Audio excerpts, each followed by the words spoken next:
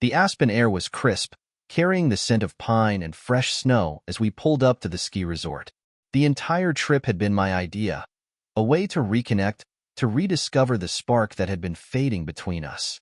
Madison had been distant lately, her smiles rehearsed, her kisses fleeting, but she had always loved skiing, and I figured a luxury getaway to the mountains would be exactly what we needed. "This is amazing," she said, stepping out of the car, her eyes sweeping over the grand resort. "You always know how to pick the best places." I smiled, but something about the way she said it felt hollow, like she was playing a role rather than living in the moment. We checked in, and everything seemed normal at first. Madison was affectionate, slipping her hand into mine, laughing at my bad jokes, but there was a guardedness in her eyes, as if she was waiting for something. Or someone. "While you're here, leave a comment and let me know where you're watching from. I'd love to know." The first day went smoothly. We hit the slopes, rented the best equipment, and even sat by the fireplace with hot cocoa, just like we used to. She posted a few pictures online, captioning them with things like "best weekend ever," and "lucky to have a man who spoils me." It should have reassured me, but it didn't. If anything, it felt forced. That night, I woke up to the sound of her whispering. I rolled over, groggy, catching the dim glow of her phone as she typed furiously. "Everything okay?" I muttered. She jumped, clutching her phone. "Yeah, just texting my sister." She wanted to know how the trip was going. She smiled, but her fingers tightened around the phone as she set it down. A gut feeling told me that wasn't the whole truth. The next morning, I woke up alone. Madison's side of the bed was cold, the blankets neatly tucked as if she hadn't been there for hours. I checked my phone. No texts, no missed calls. The suite was silent except for the hum of the heater. A small note rested on the nightstand. "Went for an early session on the slopes. Meet you at breakfast?" Something felt off. Madison wasn't the type to wake up early for anything, let alone voluntarily get up before me to ski solo. I decided to check the resort's dining hall, thinking maybe she had changed her mind and grabbed breakfast already. The lodge was lively, filled with families and couples, but Madison was nowhere to be found. Then I ran into one of the resort workers, a young guy with a friendly smile and a ski pass clipped to his uniform. "Hey, man," he greeted. "Your wife's been having a blast with her instructor. She's got skills." I frowned. "Instructor?" He nodded. "Yeah, she's been hitting the slopes with Marco. They've been spending a lot of time together since yesterday." I felt my stomach drop, but I forced a casual tone. "Oh, right. Marco. She mentioned she wanted to brush up on her skiing." The worker chuckled. "Guess she's getting a lot of private lessons then. Must be nice to have that kind of one-on-one time." I forced a laugh, thanked him, and walked away, my mind racing. Madison had never mentioned a ski instructor. If she had booked private lessons, wouldn't she have told me? And why hadn't she invited me along? Maybe it was nothing. Maybe she really was just improving her technique. But that nagging feeling wouldn't leave me. I decided to test something. I texted her, "Hey, where are you? Thinking of joining you on the slopes." 10 minutes passed. No reply. 15. Still nothing. Then, finally, a message. "Just finishing up a run. Be back at the lodge soon." A lie. I had already checked the slopes. She wasn't there. I put my phone away, my jaw clenching. I wasn't going to jump to conclusions, but I needed answers. And something told me I was about to find them. I spent the next hour pacing the lodge, watching the slopes through the floor-to-ceiling windows, hoping to catch a glimpse of Madison. She was taking too long. If she had been out on a run, she would have returned by now. The gnawing suspicion in my gut only grew stronger. When she finally strolled into the lodge, her cheeks were flushed, her blonde hair tucked beneath a knit beanie, and she wore a smile that didn't quite reach her eyes. "Hey, babe," she said, leaning in for a quick kiss on my cheek. "Sorry, I lost track of time." I studied her face, searching for cracks in her story. "How was the lesson?" She blinked. "Lesson? Yeah, I ran into one of the resort staff. He mentioned you were getting private lessons with Marco." For the briefest second, her expression faltered, a flash of panic. Then she laughed. "Oh, yeah, I just wanted to get a little better before we went out together. Didn't want to embarrass myself." She reached for my arm. "Why? You jealous?" Should I be? I asked, my voice steady. She scoffed. Of course not. Marco's just a good instructor. Very professional. She said it so smoothly, with that disarming smile of hers, that I almost believed it. Almost. So, what now? She asked, slipping her hand into mine. Hot chocolate? Hit the slopes together? Actually, I was thinking of getting a massage at the spa. Give my muscles a break. Her shoulders tensed. Another small, almost imperceptible reaction. That sounds nice, she said, though her voice lacked enthusiasm. Want me to book one for you too? I offered. She hesitated.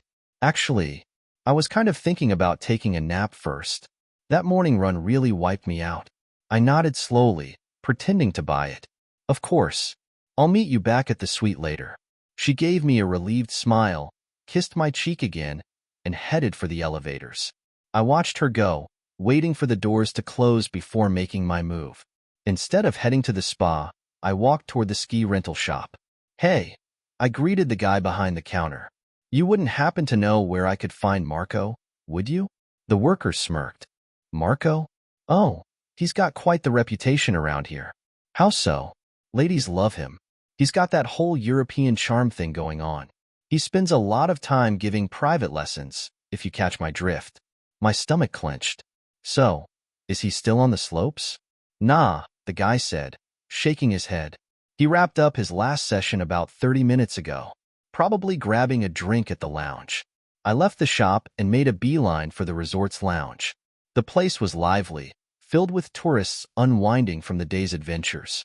I scanned the room until I spotted him, a tall, dark-haired guy leaning against the bar, chatting up a woman. Marco. I approached, keeping my expression neutral. Marco? He turned, flashing a charming smile. Yes? Can I help you? Yeah, I said. I think you gave my wife a lesson earlier today. His smile didn't falter. Ah, yes. Madison. She's quite talented. You're a lucky man. Right? I said, watching him closely. She mentioned you were very hands-on. He chuckled. I take my job seriously. His eyes flickered. Just for a second, a subtle shift. He was lying. Well, thanks for the lesson, I said, forcing a grin. Maybe I'll book one too. He clapped me on the shoulder. Anytime, my friend. I walked away, my mind spinning. Something wasn't right. Madison had been lying, that much I was sure of. But was it about Marco, or was he just a distraction? I needed more proof. So instead of heading back to the suite, I decided to wait. I positioned myself in the lounge, nursing a drink, keeping an eye on the elevator. 30 minutes passed. An hour. And then, Madison stepped out of the elevator. But she wasn't heading for the slopes. She was heading toward the spa. I followed at a distance, my heart pounding. She walked through the doors, greeted the receptionist, and disappeared down the hallway toward the private treatment rooms. A spa treatment? After claiming she was exhausted? It didn't add up. I waited for a few minutes before approaching the desk. Excuse me, I said, flashing a polite smile. I think my wife just checked in for a massage, but I forgot which room she's in. The receptionist glanced at the computer screen. Oh, Madison Foster? I nodded. She frowned slightly. Actually, she didn't book a massage. My breath hitched. Then what did she book? The receptionist hesitated. She's in the private steam room. I felt the blood drain from my face. My fists clenched. Lucky woman, the receptionist continued, oblivious. That's one of the most exclusive spots in the resort. Only VIP members get access to it.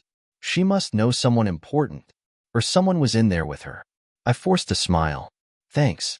I turned and walked away, my heart pounding with every step. Madison had lied, again. And this time, I was going to find out exactly why. I didn't storm into the steam room right away. That would have been too easy, too reckless. Instead, I took a deep breath, calmed my nerves, and thought through my next move. If I confronted her now, she'd have an excuse ready, some fabricated story about how she just needed some relaxation time, alone. No, I needed proof. Something undeniable. I turned away from the spa entrance and headed toward the front desk, where an older gentleman in a suit stood, overseeing the guest services area. Excuse me, I said, keeping my voice friendly. I heard you have a security system in the spa. I lost something last time I was here, and I was wondering if I could check the footage to see where I might have left it. The manager, his name tag reading Richard, gave me a polite but skeptical smile. I'm afraid we don't normally allow guests access to security footage. I nodded, expected as much. I understand. But it was something valuable. My wedding ring, actually. Slipped off while I was waiting for my wife. If there's any way to just confirm whether I dropped it near the private steam rooms, I'd really appreciate it. Richard's hesitation softened, and after a moment, he sighed. I can't let you view the footage directly, but I can check for you. When did you lose it? Just a few minutes ago, I lied. He motioned for me to follow him to a small security office near the front desk. I stood behind him, pretending to be anxious about my lost ring while he pulled up the most recent camera feed. The screen flickered, showing a few different angles of the spa, hallways, reception, and then the entrance to the private steam room. My jaw tightened as Madison appeared on screen, entering the hallway. But she wasn't alone. A man walked beside her. Tall, athletic build. His hair still damp from the slopes. My stomach twisted. Marco. The footage showed them pausing outside the steam room door. Madison glanced around, checking to see if anyone was watching, then opened the door. Marco followed her inside without hesitation. The timestamp read 5 minutes ago. I exhaled slowly, controlling the fire in my chest. Did you see anything? Richard asked, glancing back at me. I forced a sheepish grin. No sign of the ring. Must have lost it somewhere else. Thanks for checking, though. He nodded, already moving on to his next task. I turned and walked away, my mind racing. This was it. The confirmation I needed. The lies, the sneaking around. It all made sense now. But I wasn't about to confront them like some enraged husband in a soap opera. No, I had a better idea. I walked back toward the spa entrance, stopping at the front desk where the receptionist from earlier was still stationed. Hey, I said, lowering my voice. Would you mind doing me a small favor? She raised a curious brow. Depends. I want to surprise my wife, I said, laying on the charm. She's in the private steam room right now, and I thought it'd be funny to mess with her a little. Can you lock the door for a few minutes? The receptionist chuckled. You're a bold man. You sure she won't kill you for that? Oh, I'm counting on it, I said with a grin. She laughed and nodded, reaching beneath the desk and tapping a few buttons. Locked. She's all yours. I turned away, but instead of heading for the steam room, I made a quick detour to the temperature control panel on the wall. The spa had several settings for the different rooms: temperature, humidity, even lighting. And there it was, private steam room 2 max heat. I cranked the setting as high as it would go. A wicked satisfaction settled in my chest as I walked to the steam room door. I leaned against it, listening. Muffled voices, laughter, then silence. The temperature would already be climbing. I grabbed the intercom panel on the wall and pressed the button. My voice echoed through the speaker inside. Since you two love getting sweaty together, let's turn it up a notch. A loud thud from inside. Someone rushing to the door. A frantic voice. What the? Who locked the door? Madison. Another voice, male, cursing under his breath. Marco. I folded my arms, smirking. Enjoying your private lesson, sweetheart? More banging. Jake? What the hell is going on? Just making sure you get the full spa experience, I said, casually leaning against the wall. Wouldn't want to interrupt your relaxation time. Open the door. She screamed. I glanced back at the receptionist, who was watching the scene unfold with growing amusement. Not just yet, I said, pressing the intercom again. Tell me, Marco, how long have you been training my wife? And don't lie, the heat's only getting worse. Silence. A few more thuds against the door. Then Marco's voice, strained. Look, man, this isn't what it looks like. Really? I said, feigning curiosity. Because it looks a lot like my wife just spent the last half hour sneaking around behind my back. Jake, please. Madison's voice had shifted, no longer angry, but desperate. I can explain. Oh, I bet you can, I said, finally signaling to the receptionist. She tapped the controls again, unlocking the door. It swung open, and Madison stumbled out, her face flushed, hair damp with sweat. Marco followed closely behind, his shirt clinging to his chest. The hallway fell into stunned silence. Other guests had stopped to watch. I held up my hands. Ladies and gentlemen, let's hear it for my wife and her ski instructor. A standing ovation for their dedication to extracurricular activities. Gasps. Whispers. The humiliation on Madison's face was priceless. I turned on my heel and walked away, leaving her standing there, exposed and trapped in her own lies. I didn't look back as I walked away from the spa. The sounds of hushed whispers and gasps behind me only fueled my resolve. Madison had humiliated herself, and for once, I wasn't the fool in the room. But this wasn't over. Not by a long shot. I needed answers, and I needed proof. I took the elevator up to our suite, my mind racing. How long had this been going on? Was Marco just a one-time mistake? Or was he part of something bigger?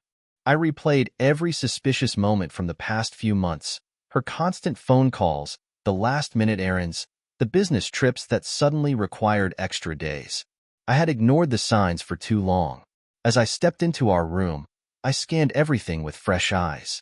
The suitcase she had packed so carefully, the expensive dresses laid out on the bed. I moved to her vanity, checking her travel bag. Something caught my attention, a small, neatly wrapped gift box. I picked it up, feeling the weight of it in my hand. This wasn't for me. I unwrapped it, my pulse hammering. Inside was a sleek, engraved watch. The back read, "To M, every moment with you is worth it. Love, Jay." I froze. Jay? Who the hell was Jay? I knew Marco's name, and it sure as hell didn't start with a J. So, if this wasn't for him, then there was someone else. The realization hit me like a freight train. Madison was lying.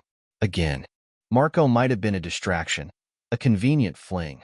But this watch told me that there was someone more important, someone she cared enough about to get an expensive, personalized gift for. I took a deep breath, setting the box down carefully, my mind working at full speed. I wasn't going to confront her about it yet. No, I needed to be smart. If I accused her now, she'd just spin another lie, just like she had down at the spa. I needed to catch her in the act. I pulled out my phone and did something I never thought I'd do. I accessed our shared cloud storage, scrolling through her recent uploads. Photos, receipts, messages, everything synced to the account.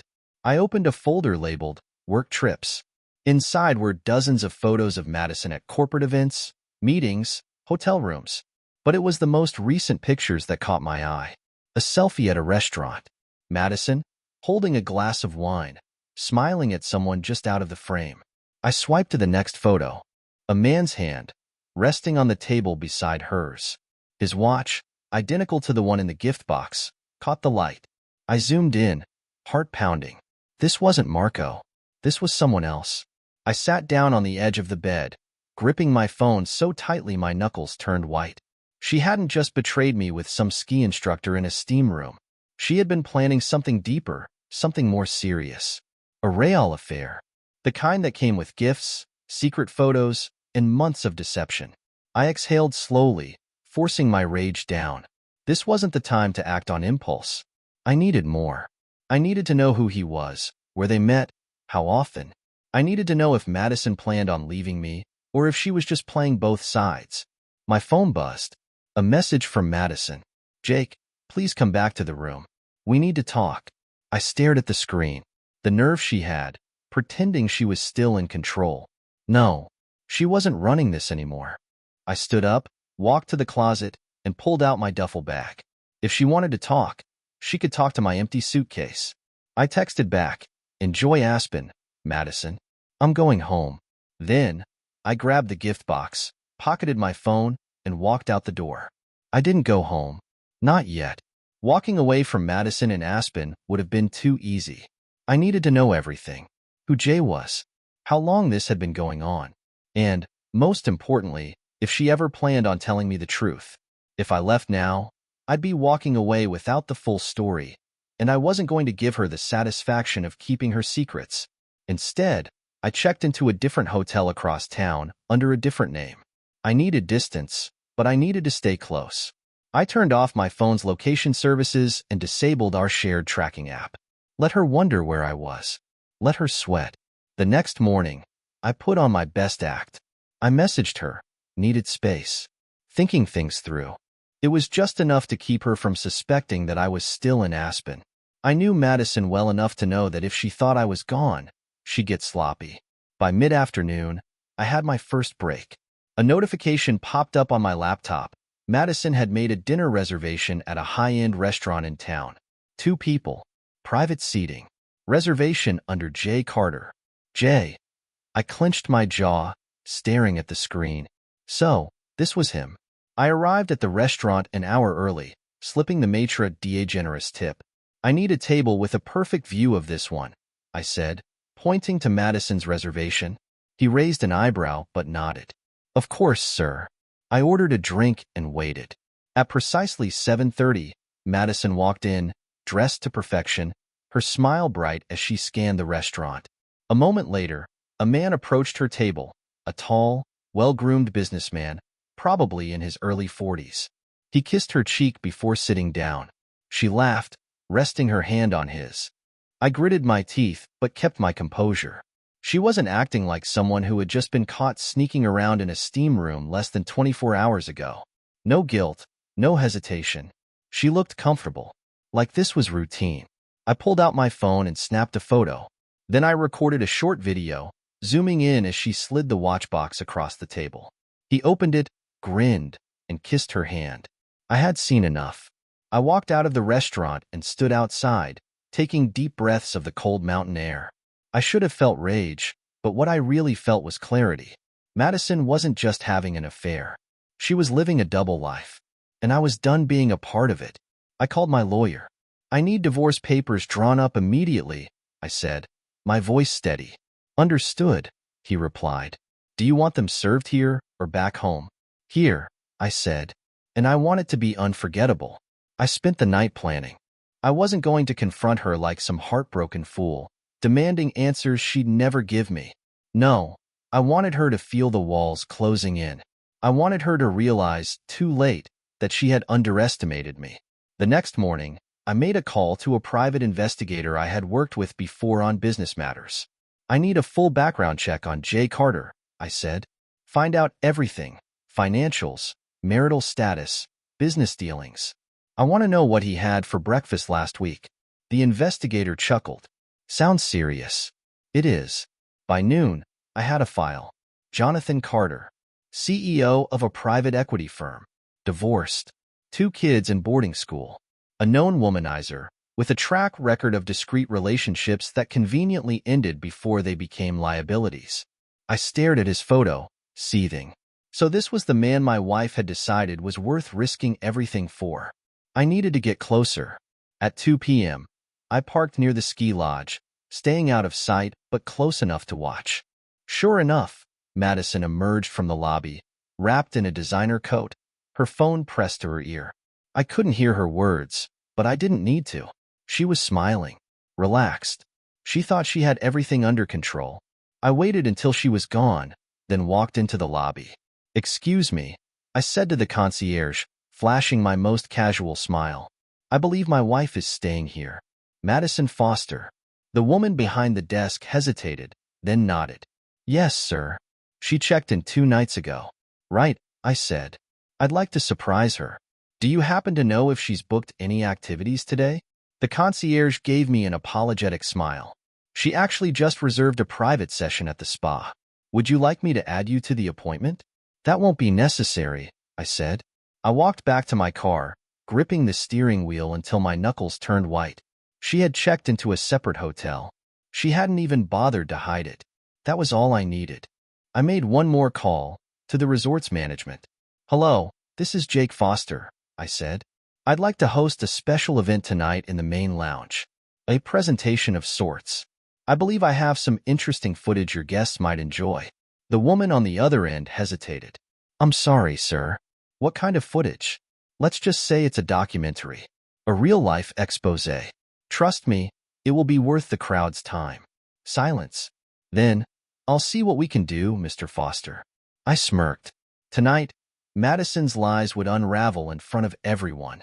Evening fell over the resort, the snowy peaks glowing under the soft lights of the lodge. Inside, the main lounge buzzed with the sound of clinking glasses and laughter, oblivious to the storm brewing just beneath the surface. I stood near the entrance, watching the guests settle in for what they thought would be a relaxed evening by the fire. Madison had no idea what was coming. I checked my watch. She was still at the spa. Perfect. I made my way to the event manager, a man named Brian, who looked both intrigued and cautious. "We've got everything set up, Mr. Foster," he said, lowering his voice. "But are you sure about this? A public showing?" I nodded. "I appreciate your concern, Brian, but trust me, she deserves this." Brian exhaled and gestured toward the projector screen at the front of the lounge. "It'll play as soon as you give the cue." I shook his hand. "Let's begin." The moment I had been waiting for was here. I walked to the bar, ordering a drink, and positioned myself where I could see the entrance. Within minutes, Madison walked in, her golden waves still damp from the steam room. She was draped in an elegant robe over her designer leggings, her face glowing from whatever overpriced treatment she had indulged in. She didn't see me yet. Jonathan Carter followed close behind, looking a little too relaxed, too comfortable in a place he shouldn't be. They were careful not to touch, but I saw it. The familiarity in their movements, the stolen glances, the way her body unconsciously leaned toward him. She scanned the room, searching for me, unaware that the moment of truth was seconds away. I raised my glass. "Ladies and gentlemen, may I have your attention?" The chatter in the room died down as heads turned toward me. Madison finally spotted me, her lips parting in surprise. "I wanted to share something special with all of you," I continued, my voice smooth but loud enough for every guest to hear. "A little behind-the-scenes footage from today's activities." I nodded at Brian. The lights dimmed. The projector screen flickered to life. At first, the screen showed nothing but steam, a hazy blur of heat. Then, movement. Two figures emerged through the mist. The resolution sharpened, revealing Madison and Jonathan in the private steam room, their bodies close, their voices low. Gasps rippled through the crowd. Someone near the front stifled a laugh. Madison's face drained of color as she whipped around to face me. "Jake," she whispered, barely audible. On screen, her laughter rang out, followed by Jonathan's murmured words, "He'll never know." Madison lunged toward me, her hands shaking. "Jake, I can explain." I stepped back. "No need. You've already said enough." The room erupted in whispers, some hushed, others not bothering to hide their amusement. Jonathan straightened his jacket, his expression shifting from panic to a forced calm. "All right, that's enough," he said, turning to the staff. "Turn it off." I chuckled. "Why? Afraid of a little spotlight?" Madison's hands curled into fists. "You're humiliating me." I tilted my head. "Funny, I thought you did that all by yourself." The video ended, and silence filled the space. Madison stood frozen, her reputation crumbling around her. Jonathan adjusted his cufflinks, avoiding my gaze. I pulled something from my pocket, a single bus ticket. "Don't worry about the flight back, Madison. This should be enough to get you home, if you're lucky." I turned, walking away without looking back. The cold air outside the lodge burned against my skin, but I barely felt it. I took my time walking through the snow-covered path, letting the chaos I had left behind settle into place. Inside, Madison was dealing with the fallout of her actions, while I was finally stepping out of the shadow of betrayal. I made my way to the private chalet where we had been staying, a luxurious retreat meant to celebrate our anniversary. The irony wasn't lost on me. Madison had turned this trip into something else entirely, but I had made sure she wouldn't forget it anytime soon. As I reached the door, my phone buzzed. I didn't need to check it to know who it was. Madison had likely realized that I was serious, that this wasn't just a heated argument she could smooth over with tears and empty promises. I ignored the call and stepped inside, moving directly to the bedroom where her designer luggage was neatly stacked by the dresser. If she had expected to end this trip in luxury, she was about to be very disappointed. I pulled out her suitcase, unzipped it, and methodically started pulling out her things. The silk dresses, the diamond-studded accessories, the absurdly overpriced skincare products she swore by, all of it was carefully removed and placed into a separate pile. When I was finished, I walked over to the closet and grabbed a much smaller, much cheaper bag, the kind you pick up from a discount store on a whim. With no hesitation, I stuffed only the bare essentials inside. A single change of clothes, her passport, and just enough cash for her to make it out of the resort. Everything else? It was staying behind. The phone buzzed again. This time, I answered. Jake, where are you? Madison's voice was a mixture of panic and desperation. At the chalet, I said, unbothered.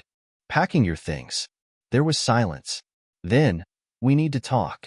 Face to face. I almost laughed. Talk? Like how you and Jonathan were talking in the steam room. Her breath hitched. It wasn't what it looked like. I zipped up the smaller bag. Madison, it was exactly what it looked like. And you know it. A pause. Please, just wait for me. I'm coming over. I didn't stop her. Let her come. It would make this easier. 10 minutes later, the front door slammed open. Madison stood there, still in the same robe from the spa, her cheeks flushed from either anger or the cold.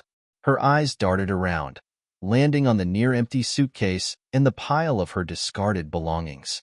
What the hell is this? Your ride home, I said, tossing the small bag onto the couch. You didn't think I was going to let you stay here after what you did you? Her expression twisted. Jake, please. Let's just talk. I made a mistake, but we can work through this. I took a step closer, my voice calm but firm. Work through what, exactly? The fact that you lied to me? That you threw away our marriage for a cheap thrill with a ski instructor? She swallowed hard. It didn't mean anything. That's the problem, I said. You did this without a second thought. And now you expect me to pretend it didn't happen? Tears welled in her eyes. I love you. I shook my head. No, you love what I provided. You love the security, the vacations, the lifestyle. But me? If you loved me, you wouldn't have done this. She opened her mouth to argue, but I raised a hand, cutting her off. Here's what's going to happen, I said. Your things? They're staying here. You, however, are leaving. There's a bus heading into town in 20 minutes. You'll be on it. Her face crumpled. Jake. No. Your credit cards? Canceled. I pulled a single envelope from my jacket and set it on the coffee table. Inside are the divorce papers. You'll find my signature already on them. She stared at the papers as if they might burst into flames. You're throwing everything away over one mistake? I exhaled sharply. No, Madison. You did. A long silence stretched between us. I could see the realization settling in. For the first time, Madison understood that there was no salvaging this. That I wasn't just angry, I was done. I stepped around her and opened the front door, letting the cold air rush inside. Time to go. She hesitated, looking at me, at the life she was being forced to leave behind. Then, without another word, she grabbed the small bag, her hands trembling. As she stepped outside, I spoke one last time. Enjoy the ride, Madison. It's going to be a long way down. And with that, I shut the door behind her. The sound of the bus pulling away echoed through the cold night, but I didn't bother watching it disappear down the winding road. Madison was gone, and for the first time in years, I felt something close to peace. Not relief, not satisfaction, just a quiet, undeniable certainty that I had done the right thing. I returned to the chalet, locking the door behind me. The space felt different now, lighter. Her perfume still lingered in the air, but soon that, too, would fade. I poured myself a drink and sank into the couch, staring at the flickering flames in the fireplace. The weight of what had happened in the past 24 hours settled over me, but it didn't feel heavy. It felt final. An hour passed before my phone rang. I knew it was her before I even looked. I let it ring out. Then, another call. Then another. Madison wasn't going to give up that easily. Finally, I answered. Jake, she breathed, her voice raw, desperate. You have to let me come back. I swirled the whiskey in my glass. No, I really don't. You're being cruel. I almost laughed. I'm being cruel? That's rich coming from you. I made a mistake. She cried. I wasn't thinking. It didn't mean anything. I sighed. Madison, I don't care what it meant to you. What matters is what it meant to me. And it meant the end. There was silence. Then, she shifted tactics. Jake, listen. I have nowhere to go. You left me with nothing. You'll figure it out, I said coldly. Maybe Jonathan can help. A bitter scoff. You know he means nothing to me. Funny, I said. You seemed pretty comfortable with him in that steam room. Another silence. I could hear the wind whipping in the background, the distant hum of the bus station. She was stranded, alone. It should have made me feel guilty, but it didn't. Not after everything. I love you, she said, her voice cracking. You can't just throw this all away. I leaned back, staring at the ceiling. Madison, I already did. You're making a mistake. No, I said. You did. And now you get to live with it. She let out a shaky breath. Jake, please. We can fix this. I closed my eyes. Goodbye, Madison. And then, I hung up. She called again, but I blocked the number. Then I turned my phone off completely. No more desperate pleas, no more crocodile tears. I was done. The next morning, I packed my things and checked out of the chalet. On the way out, I stopped at the front desk. If my wife calls, do me a favor, I said. Tell her she's no longer a guest here. The receptionist blinked but nodded. Of course, sir. Outside, the sun was just beginning to rise over the snow-covered peaks. I took one last look at the resort before heading to my car. It was time to go home and start a new life. Thank you for listening to the end. I hope you enjoyed it very much. Don't forget to give a like and tell us in the comments what you would do in such a situation.